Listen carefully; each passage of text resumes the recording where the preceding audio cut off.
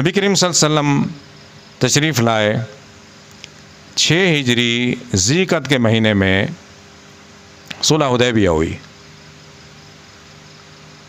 صحابہ 1500 صحابہ نے حضور کے ہاتھ پر بیعت کی.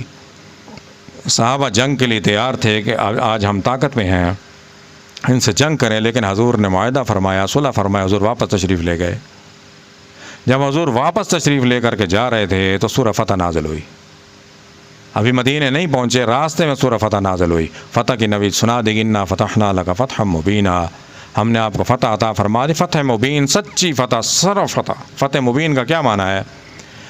آدم علیہ السلام سے لے کر نبی کریم صلی اللہ علیہ وسلم تک، عیسیٰ علیہ السلام تک، اللہ نے اپنے گھر کی حفاظت اپنے ذمہ نہیں لی.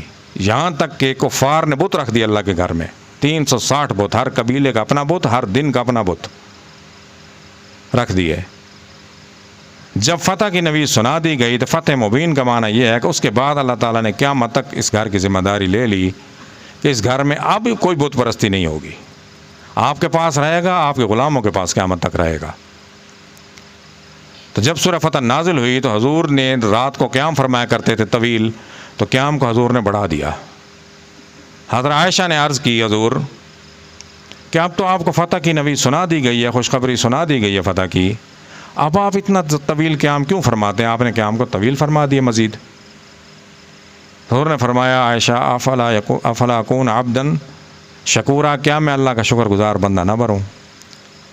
تو جتنے انعامات نوازشات ظاہری باطنی روحانی جسمانی مالی ہوں، انسان اتنا اللہ کا شکر ادا کرے. اللہ تعالیٰ فرماتے ہیں لئن شکرتم لازیدنکم، ہمارے لیے بھی یہ حکم ہے کہ ہم اللہ کا شکر ادا کریں ہر حال میں.